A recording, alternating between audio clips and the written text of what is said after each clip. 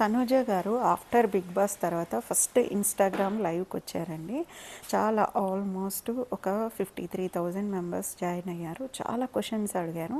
అందులో మెయిన్గా ఏంటి అని అంటే, మీరు కళ్యాణ్ గారు అసలు ఎందుకు ఫోటో తీసుకోలేదు, విన్నింగ్ మూమెంట్ ఎందుకు సెలబ్రేట్ చేసుకోలేదు అని.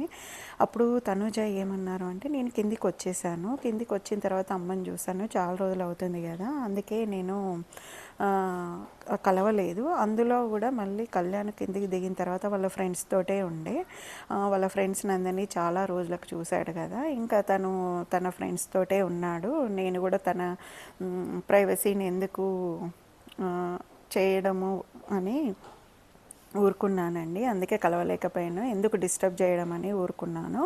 తర్వాత తను బజ్జికి వెళ్ళిపోయాడు. నేను కూడా ఇంకా ఇంటికి వచ్చేసానండి. నేను ఆల్మోస్ట్ ఒక 2-3 మెంబర్స్తో ఫోటో దిగాను. మీరు అనుకుంటుంటారు చాలా ఫొటోస్ వైరల్ అవుతున్నాయిగా అవి ఇద్దరివి షీల్డ్ పట్టుకొని అనుకుంటారు విన్నింగ్ మూమెంట్ది, కానీ కాదండి, అది ఏఐ ఫొటోస్, క్రియేటెడ్ ఫొటోస్.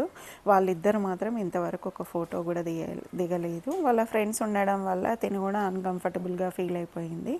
ఇంకా వాళ్ళతో మాట్లాడుతున్నాడని చెప్పి తిను కూడా తనను కలవలేకపోయిందంట. తను నిన్న ఇన్స్టాగ్రామ్ లైవ్లో చెప్పారు.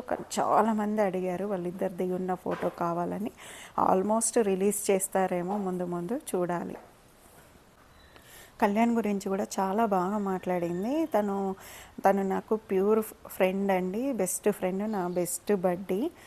అందరూ నాకు హౌస్లో కనెక్ట్ అయ్యారు. నేను అందరినీ మిస్ అవుతున్నానండి, మిమ్మల్ని మిస్ అవుతున్నాను. కంపల్సరీ నేను ఫ్యాన్ మీట్ అనేది అరేంజ్ చేస్తాను.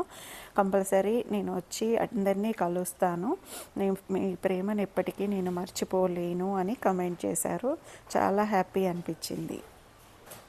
వన్ మోర్ థింగ్ ఏంటంటే, ఎప్పుడు లైవ్ వస్తుందా, ఎప్పుడు మాట్లాడదామా అనుకుందంట, కానీ చాలా మాట్లాడలేకపోయింది. అన్నీ అంటే స్క్రోల్ అవుతూ ఉంటే, మెసేజెస్ అన్నీ స్క్రోల్ అవుతుంటే తను ఏమీ మాట్లాడలేకపోయింది.